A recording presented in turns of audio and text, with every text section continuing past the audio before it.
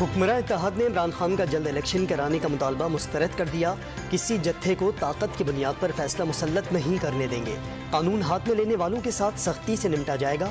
وزیر اعظم قانون کے مطابق آرمی چیف کی تقرری کا فیصلہ کریں گے. آصف زرداری اور نواز شریف پر الزامات کی شدید الفاظ میں مذمت.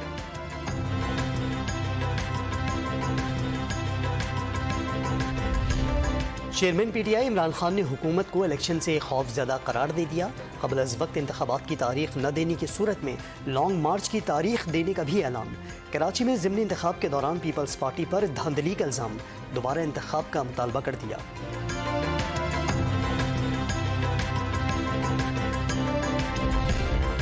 وزیر اعظم شہباز شریف سے سربراہ جے یو آئی فے مولانا فضل الرحمان کی ملاقات. موجودہ سیاسی اور ضمنی الیکشن کے نتائج پر گفتگو. کسی کی دھمکی سے مرعوب نہیں ہوں گے. دونوں رہنماؤں کا اتفاق. کسی جتھے کو اسلام آباد چڑھائی کی اجازت نہیں دی جائے گی. وزیر اعظم کا دو ٹوک پیغام.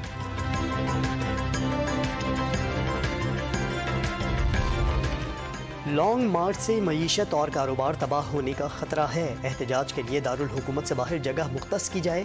اسلام آباد چیمبر کا وفاقی وزیر داخلہ رانا ثناء اللہ سے ملاقات میں مطالبہ.